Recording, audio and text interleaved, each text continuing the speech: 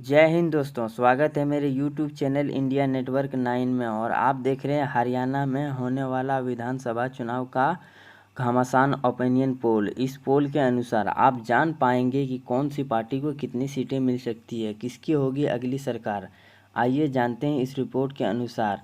Video के अंत तक बने रहें, चैनल को सब्सक्राइब करें, लाइक करें, कमेंट करें एंड शेयर करें। जी हाँ दोस्तों, बात करते हैं हरियाणा की। हरियाणा में घमासान मच गया है। अपने पार्टी अपने अपने प्रत्याशी उतारकर अपना दावेदारी ठोक कर सरकार बनाने की योजना बना रहे हैं। आइए जानते हैं।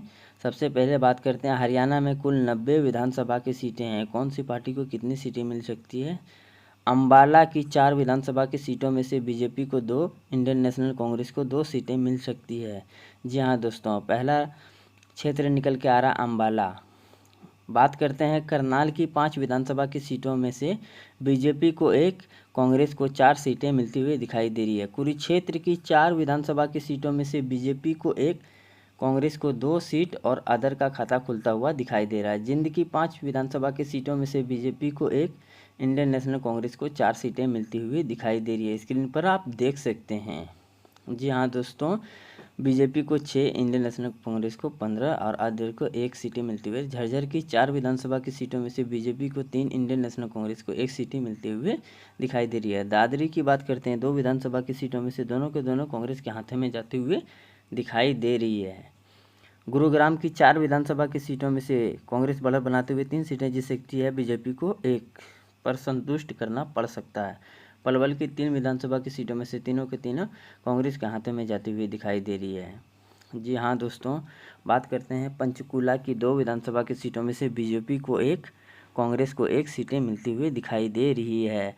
अगला क्षेत्र निकल कर आता है पानीपत की 4 विधानसभा की सीटों में से 2 बीजेपी को, 2 कांग्रेस को मिलने की संभावना जताई जा रही है। रिपोर्ट के अनुसार फतेहाबाद की 3 विधानसभा की सीटों में से बीजेपी बढ़त बनाते हुए 2 सीटें जीत सकती है।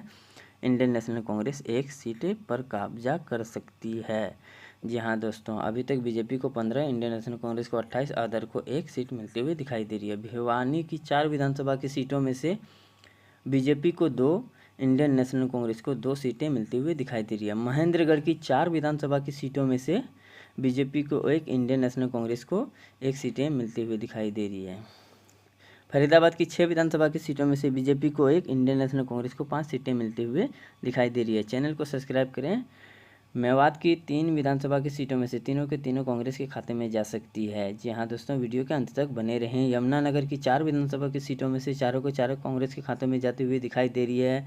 बहुत बड़ा उलटफेर और बीजेपी को यहाँ पर 0 सीटों पर संतुष्ट करना पड़ सकता है। यमुनानगर की 4 विधानसभा की सीटों का हाल आप स्क्रीन पर देख सकते हैं। रेवाड़ी की 3 विधानसभा की सीटों में से 1 बीजेपी को, 2 कांग्रेस को मिल सकती है। अन्य का खाता खुलता हुआ नहीं दिख रहा है। रोहतक की 4 विधानसभा की सीटों में से बीजेपी को सिर्फ 1, इंडियन नेशनल कांग्रेस को 3 सीट पर कब्जा जमा सकती है। सिरसा की 5 विधानसभा की सीटों में से बीजेपी को 1, इंडियन नेशनल कांग्रेस को 2, अदर का 2 सीट मिलता हुआ दिखाई दे रहा है। सोनीपत की 6 विधानसभा की सीटों में से बीजेपी को 2, कांग्रेस को 2 और अदर को 2 सीटें मिलती हुई दिखाई दे रही हैं। हिसार की 7 विधानसभा की सीटों में से बीजेपी को 2, इंडियन नेशनल कांग्रेस को 3, अदर को 2 सीटें मिलती हुई दिखाई दे रही है। अभी तक रिपोर्ट के अनुसार बीजेपी को 26, इंडियन नेशनल कांग्रेस को 57 और अदर को 7 सीट मिलते हुए दिखाई दे रही है। स्क्रीन पर आप देख सकते हैं। वीडियो के अंत तक बने रहें, चैनल को सब्सक्राइब करें। जी हाँ दोस्तों, यहाँ पर कांग्रेस सरकार बनाती हुई नज़र आ रही है। चैनल को सब्सक्राइब करें। मिलते हैं अगले वीडियो में, आप जान पाएंगे।